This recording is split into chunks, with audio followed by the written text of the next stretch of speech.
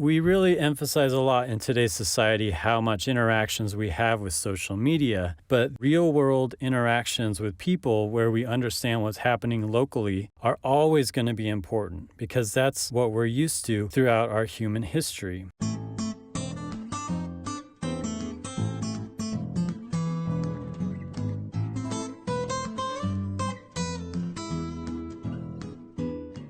So, in a previous series, we talked about how people join together over common causes and socialize and form connections with others. Right now, I want to talk about one of the physical features that helps that happen, and that's the plaza. And in general, it's just locations within the city where people gather. So, the plaza is the prototypical example of that, where people can come and congregate. They run into people that they know and they interact with each other, and they can go into restaurants and stores that are within the area.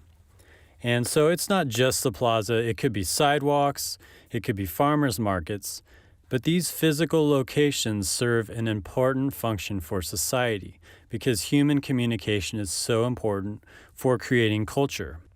So what happens is that at the plaza and along the sidewalk, when you run into people, you have all these micro level interactions with people that emerge into these macro societal structures.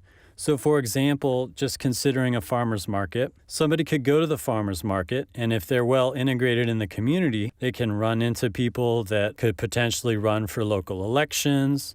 They can run into their friends who write for the news or who are influenced online. They can run into reporters and they can talk to them. And through these little micro interactions, you learn about what's happening in the community.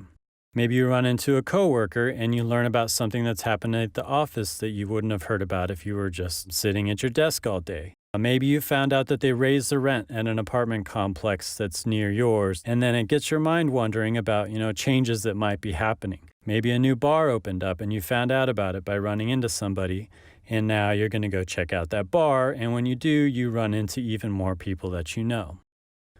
So the critical take home from this is that we're always influenced to talk to people.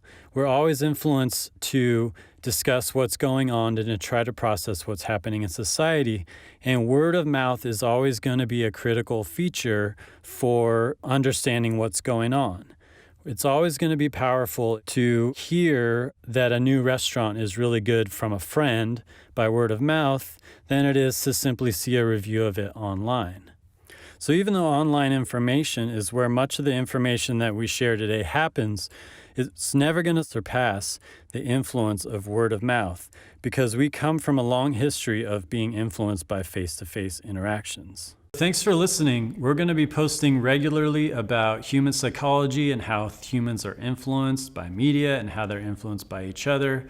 So if you enjoyed this, hit the subscribe button, hit that like button and the share button, and let us know in the comments below what you think. And be sure to check the links below where you can find more information about Intermark Group.